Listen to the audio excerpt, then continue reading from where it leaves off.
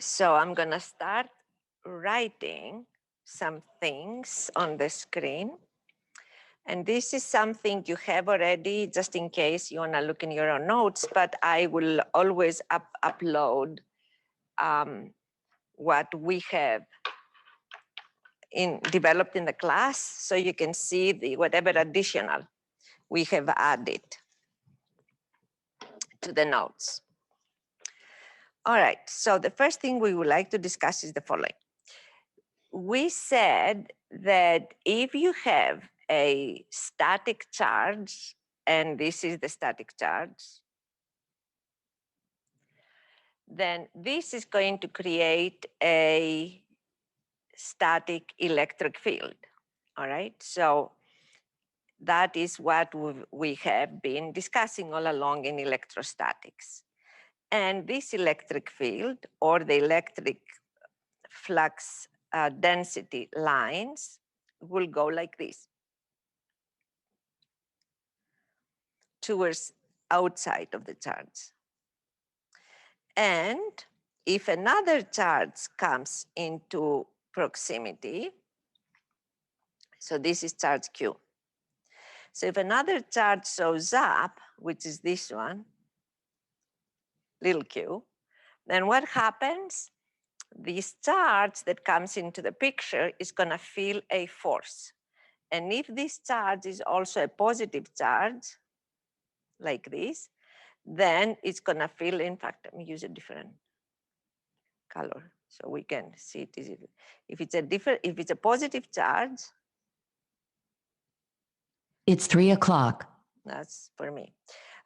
Then what this little q charge is going to feel is a force that is exerted between the two charges, but primarily because of the presence of the electric field, and the force is going to try to move the little q charge away, all right, from the positive charge that created the original field. So that is an electric force. And we've learned that this electric force, according to Coulomb's law, will be first of all Q E, where E is this electric field here, in fact. All right, the electric field that is created by the charge Q here. In fact, I have, let's do this, Q, all right? And also we've learned that this was Q times large Q, capital Q, 4 pi epsilon naught, and then was the distance, if this here is R, this, then it would be R squared. And what direction would this have? It will have a direction along this unit vector. Okay, that was Coulomb's law.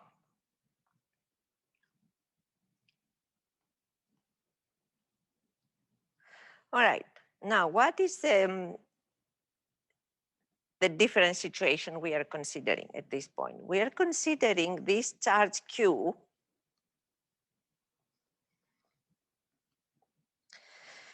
but this charge right now is not stationary, it's moving. And it's moving with a velocity v. Okay, and the charge therefore moves along this direction continuously, all right, with this constant velocity v. Now I bring another charge like I did before, and we are going to try to understand what is happening in this case. So let me move this here. So I'm bringing this other charge plus Q. And then we try to see what kind of a force is going to apply on that. So what do you think? What will be the force that applies on it? So in the previous case, we had this force. We brought this charge Q, and we had this force that applied to it because of the presence of this capital Q charge. All right. So now we bring the same thing, but this charge, instead of being stationary, the brown charge, the capital Q, is moving with a velocity. So the question is, are we going to see anything different?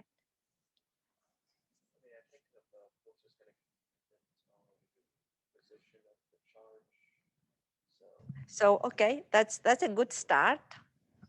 So obviously, the charge is moving, and let's assume that the charge goes from position A to position B, all right, is moving, to position C,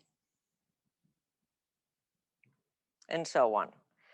So let me then ask you the following.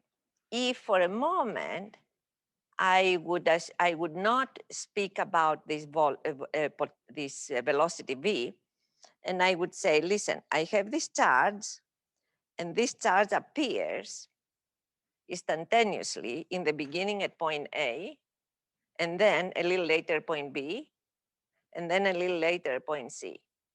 What kind of force are you going to see from Q?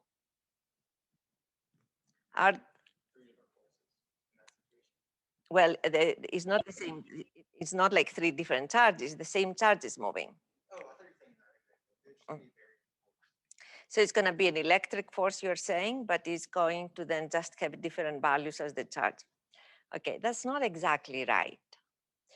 What is happening when the charge is moving, so I will erase that for a moment, and then I will keep what I had initially.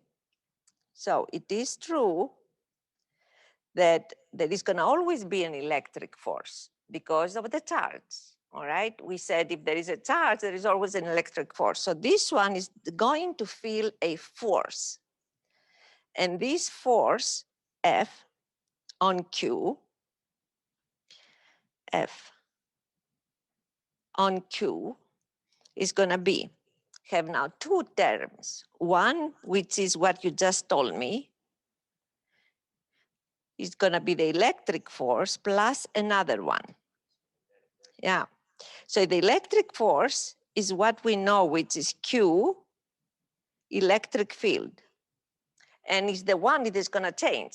All right. So over time, you're going to see a change in this E because the charge is moving and does not have the same, the relative distance between Q, the little charge, and Q, the other one that is moving, is going to change. And then, however, there is another one.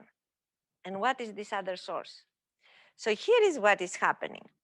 When a charge is moving with a constant velocity, then and assuming that it's moving in a closed path, all right? So this line shows is somewhere at infinity on one end, it goes to the other infinity, but it connects. Let's assume that it's a huge loop, all right? Round loop, and we see only part of it. So what happens when a charge keeps moving around with a velocity v? It creates what? A current. Yes, it creates a current. And this current is really the charge moving practically. Now, it is true also that you're not going to have only one charge moving, all right? Usually you have like electrons, one moving below behind the other, and then one following the other, and they all move with the same direction, with the same velocity, and that creates if the velocity is constant, it creates a magnetic field, which is also static. So when V is constant,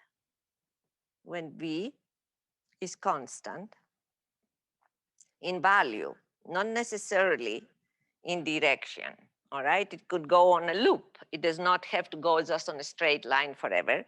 But if the value of V is constant, then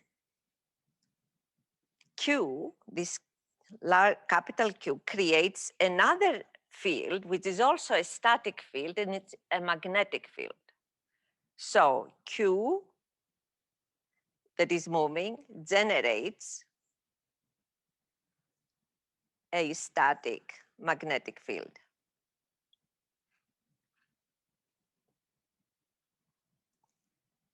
B. And the force, therefore, now that is applied on this lowercase q charge is going to be a magnetic force, F sub m. And this magnetic force is going to be Q V cross B, where B is the static magnetic field. Will the electric field be staying constant or will it be changing as capital Q moves? Well, it's the electric field is not gonna remain constant because the distance between the little q and the capital Q is gonna change. All right, yeah. So that is gonna change, but also in addition to that, you have a magnetic field. And this is adding an additional force to the charge, Q. All right? Is that clear? I'm a little, so if Q is stationary, then there's no. The little q is stationary.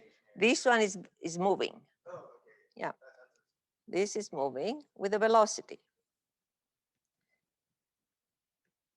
This is moving along this direction. For example, that's what I selected with a velocity v.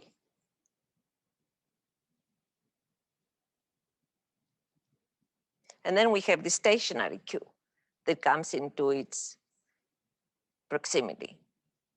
And then that stationary little q, lower q, feels a force which is now different. It's made out of two components. One which is the electric force that we knew and is due to just the electric charge capital Q. But of course, this electric force is going to change because capital Q is moving, all right? And therefore, the distance between capital Q and lower q is going to change over time. But also there is an additional field that is excited, and it's the magnetic field, the static field. Now, what is characteristic that I want you to remember? One thing, a stationary charge creates only a static electric field. A charge that is moving with a constant velocity creates a static electric field and a static magnetic field, but the electric and the magnetic do not see each other. It's like the electric field does whatever it has to do with as if the magnetic is not there. And the magnetic field develops as if the electric is not there, all right? And one more thing you need to remember. If for some reason this velocity changes over time, which means that Q not only is moving, but also is accelerating or decelerating, so it has an acceleration, it has a varying velocity, then both the electric and the magnetic field will be excited, but they will see each other. And that is the electromagnetic field. All right, so if a charge is static, only like one static electric field. If the charge is moving with a constant velocity, then you have both a static electric and a static magnetic, but they are separate, don't see each other. And if then the charge is moving with a varying velocity, then you have an electromagnetic field, meaning electric and magnetic are related. Okay? Static means that it does not change with time. When you hear static electric and static magnetic fields, that means there is like when we call digital for electric, means no time variation. When you hear electromagnetic field, that implies that there is a time variation. And usually the time variation comes because your Q changes. I mean, it moves. It's not just a constant current, but it's a current that changes with time. If it has acceleration, for example, or if it accelerates and then decelerates, if it goes like, if the velocity changes over time, that means that your electric and magnetic field would be functions of time and they will be related. They're not going to be independent. They will see each other. If one changes, the other is going to change accordingly. And then we have Maxwell's equations for that. All right, so we'll see that before we go to transmission lines, because that's what happens in high frequencies. What happens in high frequencies that we send charges or currents inside transmission lines which vary with time. And therefore we have electromagnetic fields. All right, so here, of course, we're going to introduce what is called here, when you hear Lorenz force, it means that we have a moving charge somewhere. All right, and the moving charge, you see it here, the velocity, they have it as u in this particular case. You may see it in some books as u instead of v that I put. But specifically when then we talk about magnetostatic fields, because the magnetic field and the electric field do not see each other, we are going to only talk about the magnetic field. All right, we're not going to mix the two. So we saw electric fields with static charges. We'll see magnetic fields when the charge is moving with a constant velocity. And then quickly we'll talk about a current instead of a charge moving with a constant velocity, all right? Because a charge with a constant velocity creates a current, especially electrons that are moving all in the same direction with the same velocity, they create a current. And so we will talk about the static magnetic field, and the static magnetic force is given by this expression, which I wrote before, all right, with a Q in there. And if you consider that if I have a moving charge with a velocity v,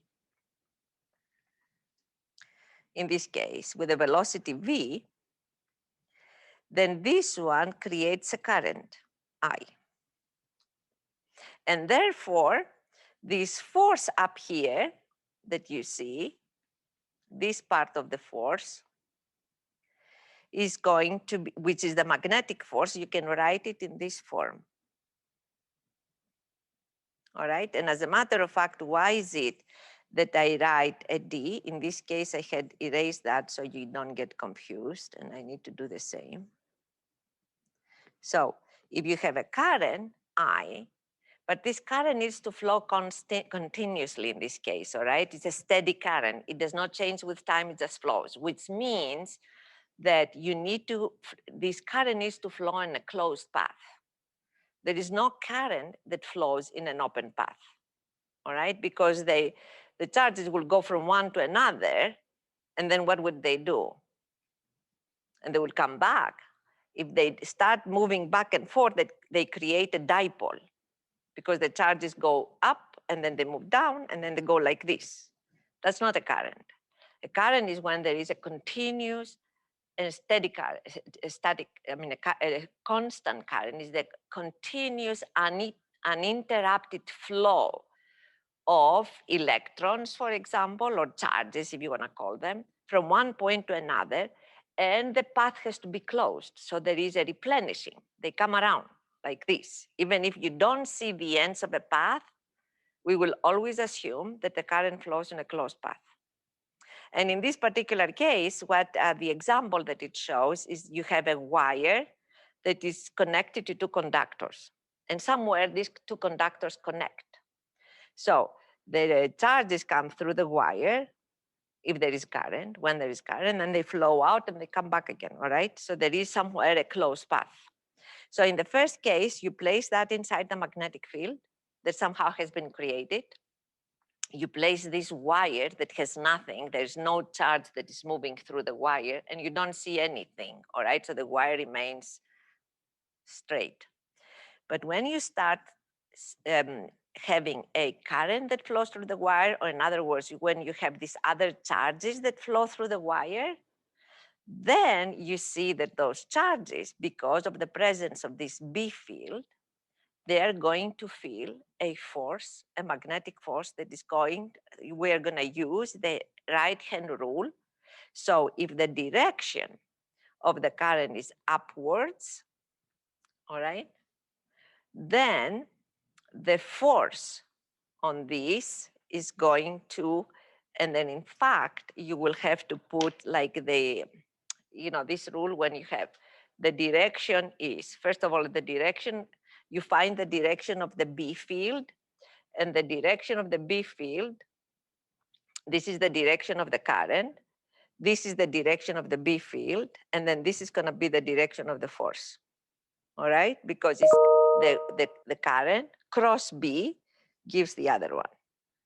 All right, so the current cross B, which is here, down here, you see current cross B, the current is the first one, cross B, the other direction. So the current goes up, the B goes in the plane, and the force is on this, to your left. That the force then forces the wire to bend left, the way we see it. If the current goes down and the field is like this, going inside the page or the plane, then the force goes the other way. All right? That seems very primitive, all right? We do that. But that's what everybody is doing over time, in any case. At some point, people will see, oh, when everything becomes online, they will say, what the heck is that? They will find another way of doing this. But in any ways, the force goes the other way, so you see the wire bending to the right. So here is what I said before, but I would like to then start talking about specific laws which are fundamental. We are not going to necessarily prove anything right now.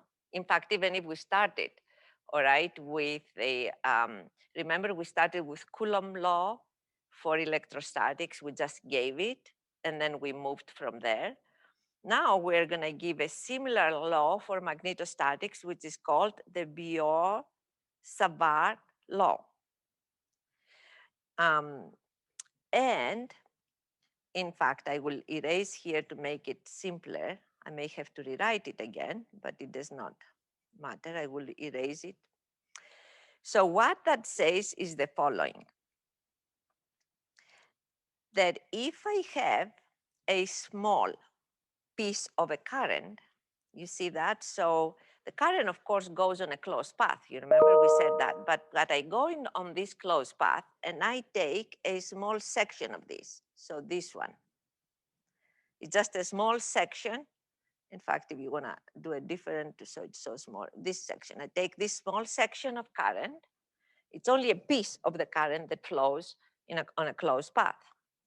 And then what the Biosavart law tells us is that this small section of the current, which is like the value of the current times dl, gives us this infinitesimally small magnetic field. All right, in the previous case, we had B, which was the magnetic flux density. So also here, when you see B, and we may call it magnetic field, but B is nothing else but the magnetic flux density. And when you see it, you recognize it. So this is magnetic flux density. And so it's like the dual to the electric flux density, which is D, all right?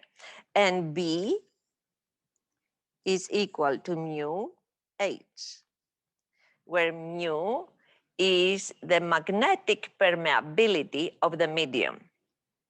And free space has mu naught, all right? So where mu is going to be mu sub r, the relative magnetic permeability, times mu naught, where mu naught is the magnetic permeability for free space, for air. So here, if I want it, I would say magnetic flux density to be accurate. A lot of times people, so I have to prepare you for that. A lot of times when people talk about magnetic fields, they don't necessarily go and say magnetic flux density or magnetic field intensity. We drop all of this when we speak with each other and we talk about magnetic fields. And when I show B, then you know what I mean. When I write H, you know what I mean, all right? But now we are gonna be careful. What was H again? H is the magnetic field intensity. is like the electric field intensity, the dual. So magnet H is the dual to E. So the static magnetic field intensity is H and is measured in amps per meter. So H is measured in amps per meter. That's the dual to E. You're going to see when we talk about duality a little bit. And then B is the magnetic flux density and is the dual to D. And B, like D equals epsilon naught E, B equals mu naught H in free space. And if you have another magnetic material that has relative magnetic or has a magnetic permeability above mu naught, that's magnetic material, all right? In that case, then you put mu, which is more general. So then now here I talk about the magnetic field. Of course, it's an intensity. It's not the magnetic flux density, it's the magnetic field, all right? I put an H there. And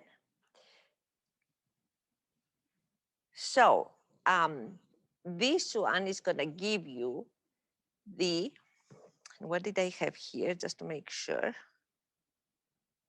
Oh, that's the electric. All right, and then from this one, we get the Biosavart law that gives us this relationship, very similar with the exception of this constant. All right, very similar to what we got for F, with the exception of the constant here. And specifically is going to be if for H is given in this form, where now it means to find the total magnetic field from a current that flows on a given path. I will have to integrate over the whole path for this current. And the path has to be closed, like has to be a closed path. And that's what it gives then from here. Now, you also see that we have an R square in the denominator. All right, that's important, very similar to Coulomb's law. All right, we had in Coulomb's law, we had an R square from a point charge. So here from an infinitesimally short current, we also have an R square here. And then you can rewrite this expression 1, either in this form, or you can write it, in fact, if I integrate here, all right, so I don't have to have, let me see. I will not have to have a D in front of it if I integrate over the line. We'll do this. And that is going to be how you can write it when you replace the unit vector A sub r by this familiar expression that we have seen it before, right? And alpha A sub r shows exactly has the direction of this vector that connects this infinitesimally small current with your observation point P. All right. So R is this. And this is the unit vector. In fact, unfortunately, I took that from another book. Usually books have, there is nothing, we don't yet have the same. So this one, that's how we indicate that in our book. All right. Now, the way, do you remember when we talked about charges that also we talked about charge densities? Okay. So in charges, how many charge densities we had? We had 3. The surface density was a volume density, all right? So the volume density was coulombs per unit volume, meter cubes, for example. The surface charge density was coulombs per unit surface, meter square, and the line charge density was coulombs per meter. But here in the current, we only have 2 densities, not 3. And why is that? Because the current flows along lines, all right? We cannot go to volume current density. There are only 2 current densities. The line current density you see here on the right side. This is a line current density. And in fact, you have a line current density when the the current flows on a surface. In this particular case, it's a planar surface. All right, so it all flows on a surface, and because it all flows along one direction, practically to find the total current, you just have to integrate over a line. All right, so the current goes like that on lines. So to integrate to find the total current, you just integrate on a line. The line it shows here, you see that the red filaments of current that go all in the same direction. So the value of that current, red to the right, is going to be given in amps per meter. And then if I go there and multiply along this, all of this charge density, if it's uniform, along this length L that you see, L here, lower L, then it's going to give me the total current, which is going to be a surface current. It's going to flow on the surface of the conductor. Usually the currents flow on surfaces. Now, if you don't have a perfect conductor, but if you have a conducting material, the current can flow within the material. Like you see in this on the left. You see that you have a rod of a conducting material, and then the current flows inside the rod, all right, the whole area. In this case, to find the total current, you have to multiply the density, assuming that is uniform, with the cross-section, with the area of the cross-section of this rod. So if you take this rod and then you take the cross-section of this, you multiply that with the current density, which is a surface current density, and you find the total current in amps.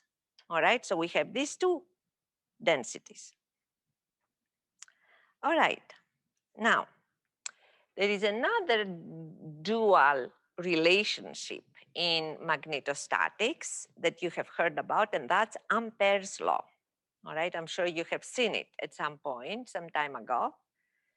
And this Ampere's law, practically, it tells you that when you have a current, but this particular case, I have shown it as J because it's just one filament of current, if you can assume, all right? There is one filament of current.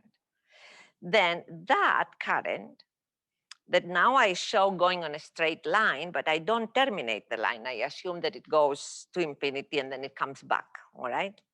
So I have continuous current flowing filament. Then that excites a magnetic field H, and the relationship between the magnetic field and that current J is given by that one. The curl of H equals J. So the magnetic field is inducing the current, not the I think it's Both. Both, exactly. Yes. If there is an existing magnet, something has to generate a magnetic current, obviously. A magnetic field cannot be generated by itself. So there is a current somewhere that generates a magnetic field. After you have this magnetic field, if you bring another wire in there, it's going to generate a current on it.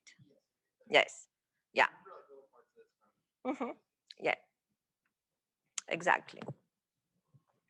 But in this particular case, we have only one current, and that generates that magnetic field. And that's it. That's where we are. If I were to bring another wire, then I could ask you, what is the force? If I could bring another current, rather, I could ask you, what is the magnetic force on this other current? All right? It could have whatever direction in general. But if you have one current that generates a magnetic field, and you bring another current into it, then there is a force that applies on both of them, rather, magnetic force, obviously. It's like it's this, to have a magnetic force, you need 2 currents, or a magnetic field and a current. to have an electric force, you also need either two charges or an electric field and a charge, all right? Same kind of thing. It's the relationship between the sources and the fields, between electrostatics and magnetostatics are very dual. So you can take what you know in one and then go, and then more or less you're going to have something similar applying in the other one. So that's why you see also that in Biosavart law, it looks very similar with the exception of a constant, obviously, to coulombs. But the constant is different, obviously, right?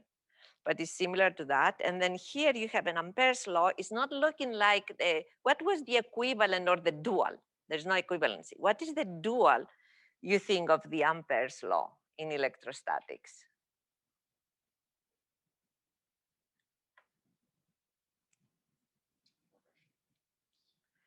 Is Gauss's law. All right, remember that the dual of Ampere's law is Gauss's law. Do you remember Gauss's law, how it was? Gauss's law is like that, the divergence of D equals Q. So both here, in both situations, you have a source. In electrostatics, the source was the charge. In magnetostatics, the source is the current. And then you have a resulting field. In electrostatics, the field is E or D. In magnetostatics, the field is H or B. I mean, you know, we have these dual relationships. But the formulas, one is Gauss's law here that gives you the relation between the charge and the field that is generated, and Ampere's law that gives you a dual relationship between the current and the field that is generated because of it. All right? So these are the dual. And also now, we have something additional in Ampere's law. We use the right-hand rule that shows how we define the direction of the magnetic field that is generated from a current. If the current goes like this, the magnetic field has this direction. If the current goes like that, has this. Always use your right hand, even if you're left-hand people. All right. Sometimes I was using my left hand and then I would find a different direction. I would scratch myself why the direction is not what I expected. But then I realized I was using a different hand for that. All right. Now, Stokes theorem. Do you remember which theorem we used in electrostatics on Gauss's law? What did we call that theorem? Yes, the divergence theorem. Now, the dual to this, it's Stokes theorem. And Stokes theorem says exactly what I have here. It shows, in fact, what it shows here, it shows a current filament, J, has a direction upwards. So if it has an upward direction, then it creates a magnetic field that goes like this.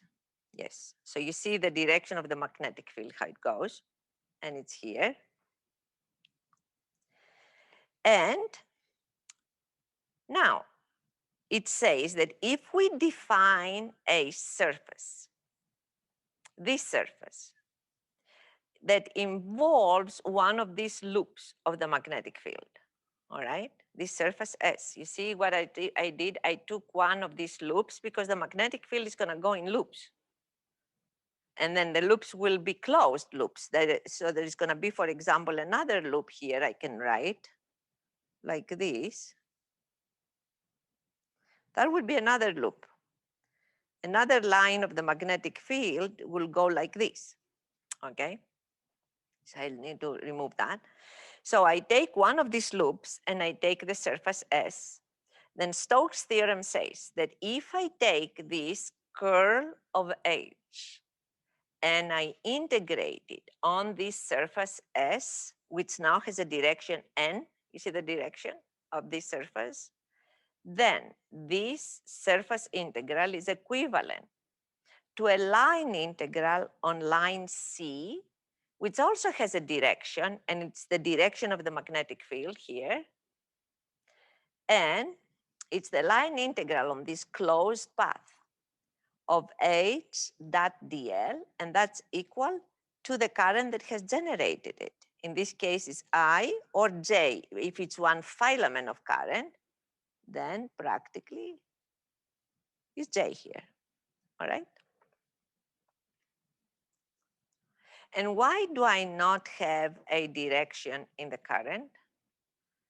I mean, I have taken the direction into account, but because I have a line integral of a dot product between two vectors, all right, that the result of two of a dot product is a scalar. That's why. Now, the direction, however, we have the direction because that direction, the direction of the current, was responsible for the direction of C. So it's not like that we have lost information about the direction of the current. It's in there. But that's what then, that is a very important relationship because you remember how we used Gauss's law with the divergence theorem, and then we found how to calculate the electric field without using Coulomb's law. You can do the same thing here. You can use Stokes theorem on Ampere's law and also calculate the magnetic field without having to go through Biosavart. All right, so there is tremendous duality in this. Now, what I would like to do, I'm not going to do the other examples, we'll do them on Monday, but I wanted to show you in your notes, if you go further down in your notes, this is the duality I was talking about. Look at how similar the expressions are dual, like in a dual way between electrostatics and magnetostatics, all right? Look especially in the governing equations. So this is Gauss's law, Gauss,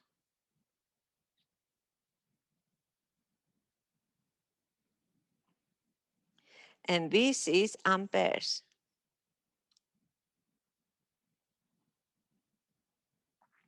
Here we apply divergence theorem and then Stokes theorem. And then you can see how the forces relate. And of course, what will be the dual concept to C, to the capacitance? Inductance, all right? So what we are gonna find, which is very interesting. So when you are in electrostatics and you have a field that is excited in a closed region, that field, electric field, stores electric energy. And the capability of a structure, the capacity of a structure to store enough electric energy, we call it capacitance. All right, and then we call this structure that has the capability to store electric energy capacitor. If you go to magnetostatics and you create a magnetic field, then if you create a magnetic field within a confined region, then that structure, which is confined, where it has a confined magnetic field, is going to have the capability to store magnetic energy. And what we call that capacity to store magnetic energy, inductance. And what do we call this structure that can store magnetic energy? Inductor. And that's what we use in circuits. So we are going to go through the magnetostatics so we can calculate the inductance of a coil, for example. That's how you confine a magnetic field through a coil. And, you know, have you seen an old radio? Probably not. You have to go to a museum nowadays. Well, my mom had an old radio when I was very young. And this radio, there are no things like that, but it was very instructional at the time because you could see the capacitors. I mean, they were very visual. I mean, you would turn the knob in the radio, and then you could see the capacitors moving their plates. So if you have two plates like this, you have capacitors. If you move them away, you have less capacitance. And then they would have an inductor, like a coil. Have you seen inductors like in cars for some on the old cars? When you have a coil, then you turn a coil around the metal. Yeah, solenoid, an inductor. So you have that, you cannot move the inductor, but you can change the capacitor. What happens when you have one capacitor and one inductor together that you have seen in your early circuit classes? You have a resonance. It's a resonator. Have you heard that word? One capacitor and one inductor, either in series or in parallel, create a resonator, which means what? That if you have a radio and then you move the capacitance, you have an inductance, and then you resonate at one frequency, you can listen to that station. That's how it works. So very, very simplistic things that made radios work, all right? The old days. And still, I have to tell you, the concepts have not changed, even if now we don't have these inductors, and we don't have these capacitors that you move with an amp the old days. We have other things, but the same thing concept. And that's what we're going to do here. Any questions about this so far? Let me see. Any questions here?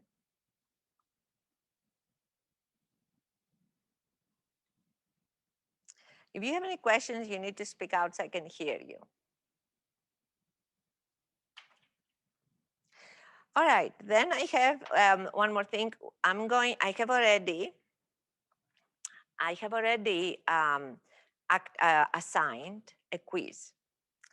In this quiz, which I would like to show you for a moment.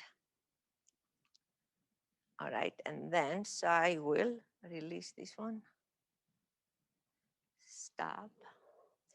And here.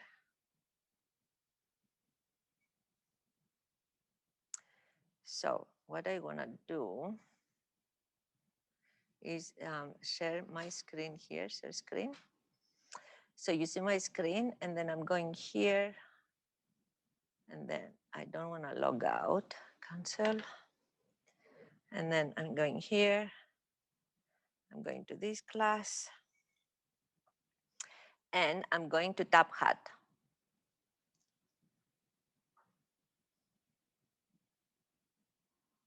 All right, so then we go to quizzes. And I have quiz, this one.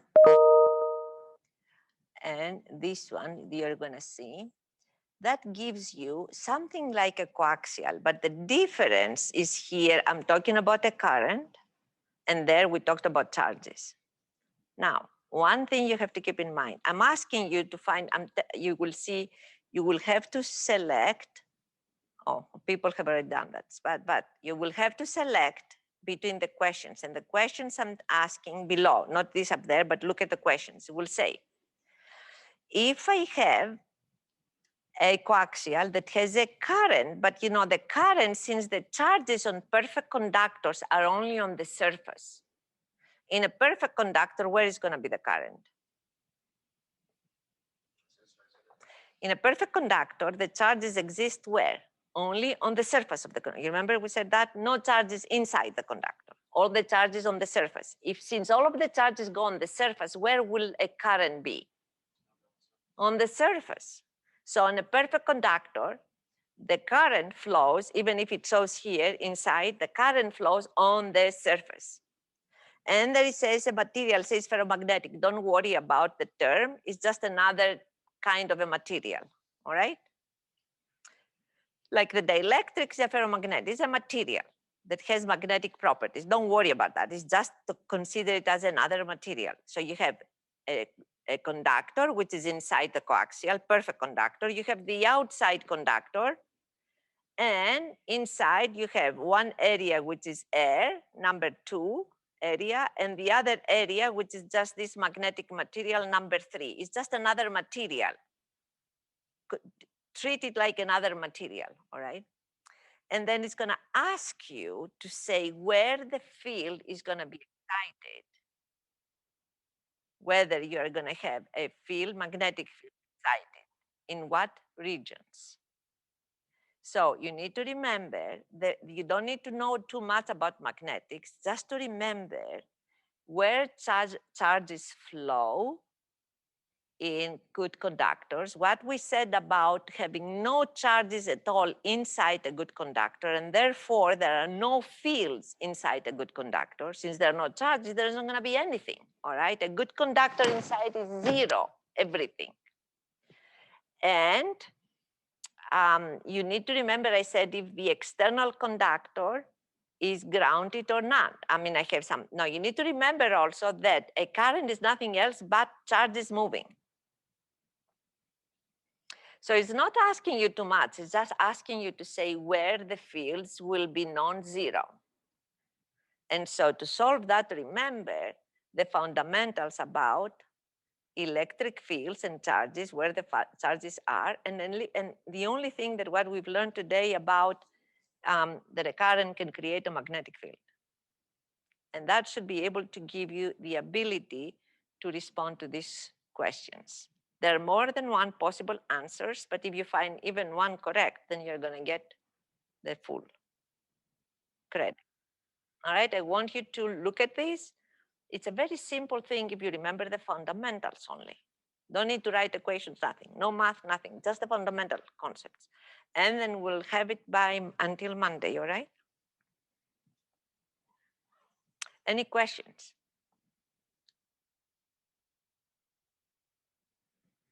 Any questions from anybody? Just checking. Ring 4 for the conductor in the quiz. It can be grounded and it cannot be grounded, right? It can be either Yes. or. Yes, either or. Can be, well, I say, I have in the questions, I give you questions where it says what is happening to the outside conductor. I did not exactly get the question, I guess. Could you repeat it? Yeah, I was just asking. So the outer ring, the ring 4, it's saying that it can be grounded or it could not be grounded. Yes. Okay, Yes, just exactly. clarifying. Thank you. You're welcome. Any other questions?